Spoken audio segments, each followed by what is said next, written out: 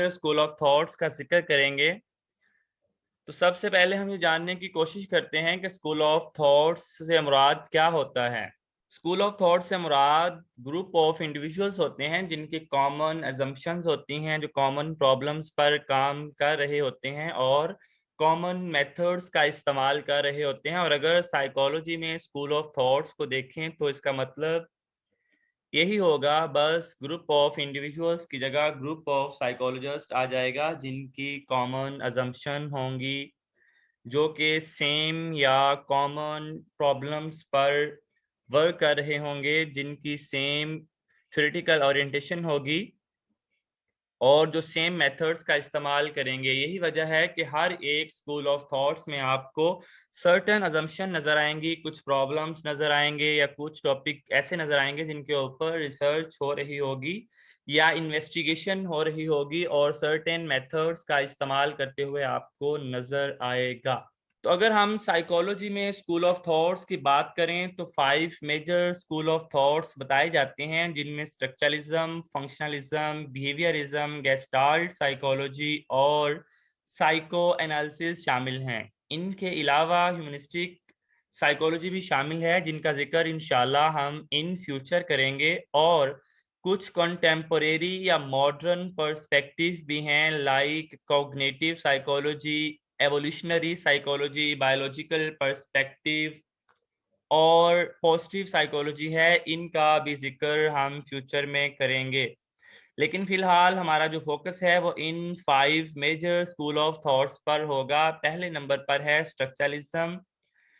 तो कहा जाता है कि साइकोलॉजी में जो पहला स्कूल ऑफ थॉट था वो स्ट्रक्चरलिज्म था। अगर आप गूगल भी करेंगे तो आपको गूगल पर भी ज़्यादातर वेबसाइट में स्ट्रक्चरलिज्म ही मिलेगा, लेकिन जब आप साइकोलॉजी की हिस्ट्री का मतालिया करते हैं तो आपको पता चलता है कि स्ट्रक्चरलिज्म पहला स्कूल ऑफ थॉट नहीं था। इससे पहले भी एक स्कूल ऑफ थॉट एग्जिस्ट करता था जिसको हम वॉलंटरिज्म के नाम से जानते हैं। तो अगर आपसे एमसीक्यूज में पूछा जाए कि which of the following was first school of thought in psychology, तो ऑप्शन में वॉलंटरिज्म भी है, तो आपने वॉलंटरिज्म को चूज करना है। लेकिन अगर आपके पास ऑप्शंस में स्ट्रक्चरलिज्म, फंक्शनलिज्म, बिहेवियरिज्म और साइको एनालिसिस है तो जाहिर सी बात है आपने स्ट्रक्चरलिज्म को ही चूज करना है। वॉलंटरिज्म को उस वक्त चूज करना है जब वॉलंटरिज्म की ऑप्शन गिवन हो। समटाइम कुछ इस तरह का फ्रेमवर्क आ जाता है, कुछ इस तरह की ऑप्शंस आ जाती हैं कि जो बनाने वाला जो इंस्ट्रक्टर होता है वो आपको स्ट्रक्चरलिज्म, फंक्शनलिज्म, बिहेवियरिज्म और एक लास्ट पे जो ऑप्शन देता है वो है नन ऑफ दीज। तो स्टूडेंट कंफ्यूजन का शिकार हो जाते हैं कि पहला तो वॉलंटरिज्म था लेकिन यहाँ पे वो गिवन भी नहीं है, तो फिर अगर हम स्ट्रक्चरलिज्म को चूज करें या नन ऑफ दीज को, तो याद रखिएगा नन ऑफ दीज को आपने कभी भी चूज नहीं करना। आपने उसकी पॉसिबिलिटी का करीब तरीन क्राइटेरिया देखना होता है। अगर आपके पास स्ट्रक्चरलिज्म की ऑप्शन मौजूद है तो स्ट्रक्चरलिज्म ही पहला स्कूल ऑफ थॉट होगा, क्योंकि बहुत सारी बुक्स में, बहुत सारे सोर्सेस में और बहुत सारी वेबसाइट्स में स्ट्रक्चरलिज्म को ही पहला स्कूल ऑफ थॉट माना जाता है। अब जब हम स्ट्रक्चरलिज्म की बात करते हैं तो इसके फाउंडिंग फादर थे एडवर्ड टिचनर, जो कि विल्हम वूंट के शागिर्द थे। तो स्ट्रक्चरलिज्म के अगर फाउंडिंग फादर का जिक्र आता है तो नाम आप लोगों ने याद रखना है टिचनर का, ना कि विल्हम वूंट का। बहुत सारे लोग ये समझते हैं कि स्ट्रक्चरलिज्म के जो फाउंडिंग फादर थे वो विल्हम वूंट थे, ये गलत है। जो स्ट्रक्चरलिज्म के फाउंडिंग फादर थे वो एडवर्ड टिचनर थे, ना कि विल्हम वूंट। हाँ, जो वॉलंटरिज्म है उसके फाउंडिंग फादर विल्हम वूंट थे। तो स्ट्रक्चरलिज्म को बनाने वाले थे एडवर्ड टिचनर और वॉलंटरिज्म को बनाने वाले थे विल्हम वूंट। और एडवर्ड टिचनर विल्हम वूंट के शागिर्द थे, स्टूडेंट थे, प्यूपल थे।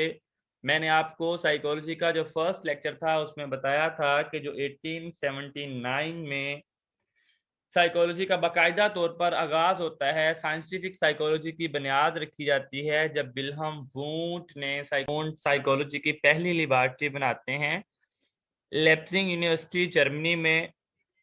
जब ये लेबॉर्ट्री बनती है तो दुनिया के मुख्तलिफ कंट्रीज से साइंटिस्ट या फिलोसफर्स जो हैं वो उठते हैं और जर्मनी जाते हैं विल्हम वुंड से साइकोलॉजी या रिसर्च साइकोलॉजी या हम कह सकते हैं कि एक्सपेरिमेंटल साइकोलॉजी का नॉलेज हासिल करने के लिए या साइकोलॉजी एक्सपेरिमेंटल साइकोलॉजी लर्न करने के लिए। और उनमें से एक शख्स जो था वो एडवर्ड टिचनर था, जो कि अमेरिका से जर्मनी गया था और विल्हम वुंड से साइकोलॉजी बाकायदा तौर पर लर्न की थी।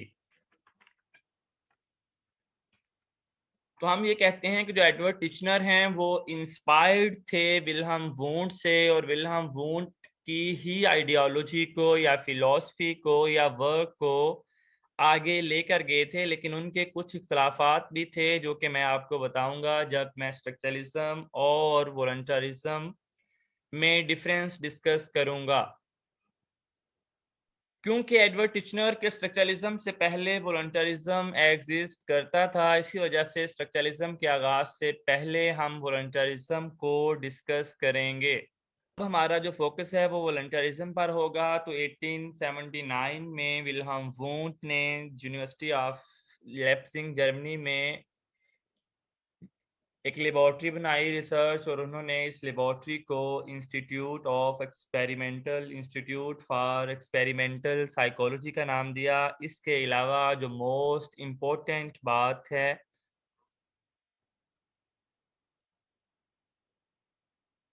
वो ये है कि जो साइकोलॉजी की पहली किताब थी, कहा जाता है कि वो पब्लिश की थी विलियम जेम्स ने। कहा जाता है कि जो साइकोलॉजी की पहली बुक थी वो पब्लिश की थी विलियम जेम्स ने 1890 में, 1890 में, जिसका नाम था द प्रिंसिपल ऑफ साइकोलॉजी। लेकिन बहुत सारे सोर्सेस हैं जो कहते हैं कि जो साइकोलॉजी की पहली किताब थी वो विल्हम वुंड ने लिखी थी 1873 में, या फिर 1874 का ईयर भी मिलता है। इसी वजह से दोनों ईयर्स मैंने मेंशन किए हुए हैं, जिसका नाम था the principle of physiological psychology. लेकिन यहाँ पर जो वर्ड फिजियोलॉजिकल है इसका मतलब फिजियोलॉजी नहीं है, ये मेडिकल टर्म नहीं, बल्कि फिजियोलॉजिकल का मतलब था एक्सपेरिमेंटल। इसी वजह से कहा जाता है कि जो वुंड की 1873 या 1874 की बुक थी जिसका नाम था the principle of physiological psychology, वो साइकोलॉजी की पहली किताब नहीं बल्कि एक्सपेरिमेंटल साइकोलॉजी की पहली किताब थी। इसी वजह से जब भी आपसे पूछा जाएगा कि किसने सबसे पहली किताब पब्लिश की थी साइकोलॉजी की, तो आपने विलियम जेम्स का नेम याद रखना है और 1890 याद रखना है। लेकिन अगर आपसे पूछा जाता है कि किसने एक्सपेरिमेंटल साइकोलॉजी की किताब पब्लिश की थी, तो वो विल्हम वुंड हैं, तो विल्हम वुंड का नाम याद रखना है। अब हम वॉलंटरिज्म के गोल्स की बात करेंगे कि वॉलंटरिज्म में हम बेसिकली किस चीज़ को स्टडी करना चाह रहे थे।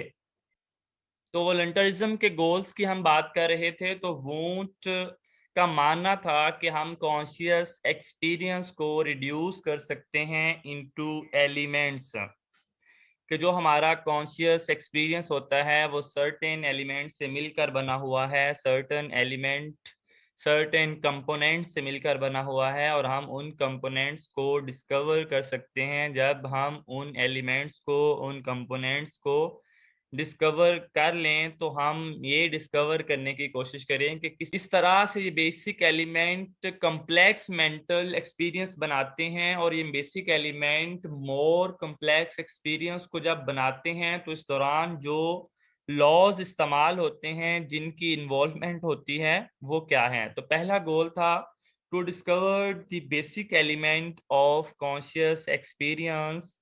दूसरा गोल था to discover the laws by which the mental element combine into more complex mental experience. इसके बाद हम जानने की कोशिश करते हैं कि वॉलंटरिज्म की बेसिस क्या थी। कि वॉलंटरिज्म को वॉलंटरिज्म क्यों कहा जाता है। ऑल्दो विल्हम वूंट का कहना था कि हमें कॉन्शियस एक्सपीरियंस को स्टडी करना चाहिए, जिसको हम सिंपली माइंड भी कहते हैं। मुख्तलिफ किताबों में मुख्तलिफ तरीकों से इन आइडियाज़ को लिखा गया है। कहीं पर आपको कॉन्शियसनेस मिल जाएगा, कहीं पर आपको माइंड मिल जाएगा, लेकिन ज़्यादातर जो टर्म का इस्तेमाल आपको नज़र आता है वॉलंटरिज्म और फंक्शनलिज्म में और इवन स्ट्रक्चरलिज्म में भी वो कॉन्शियस एक्सपीरियंस का है। इसी वजह से मैं बार-बार कॉन्शियस एक्सपीरियंस को रिपीट करूँगा। जब मैं कॉन्शियस एक्सपीरियंस कहूँ, तो इसका मतलब माइंड भी है, इसका मतलब कॉन्शियसनेस भी है। तो ऑल्दो वुंट का मानना था कि हमें फ़ोकस करना चाहिए कॉन्शियस एक्सपीरियंस पर, लेकिन वो ये मानते थे कि कॉन्शियस एक्सपीरियंस को हम कंट्रोल कर सकते हैं, हम इस्तेमाल कर सकते हैं अपनी मर्ज़ी से। मतलब ये मानते थे कि हम अपने माइंड को कंट्रोल कर सकते हैं, अपने कॉन्शियस एक्सपीरियंस को कंट्रोल कर सकते हैं। तो उनका मानना था कि हमारा माइंड या जो हमारा कॉन्शियस एक्सपीरियंस होता है वो वॉलंटरली होता है, मतलब हम उसको कंट्रोल कर सकते हैं और वहीं से टर्म निकाली गई है वॉलंटरिज्म। इसीलिए हम वॉलंटरिज्म को वॉलंटरिज्म कहते हैं। अब उन्होंने कहा कि हमें कॉन्शियस एक्सपीरियंस को पढ़ना चाहिए और हमें कॉन्शियस एक्सपीरियंस को हम कंट्रोल कर सकते हैं, मतलब हमारी विल की इन्वॉल्वमेंट होती है। और हमें ये भी बताया कि जो विल होती है वो किस तरह से रिफ्लेक्ट होती है। उन्होंने कहा कि विल को हम अटेंशन और वॉयलेशन की सूरत में रिफ्लेक्ट करते हैं।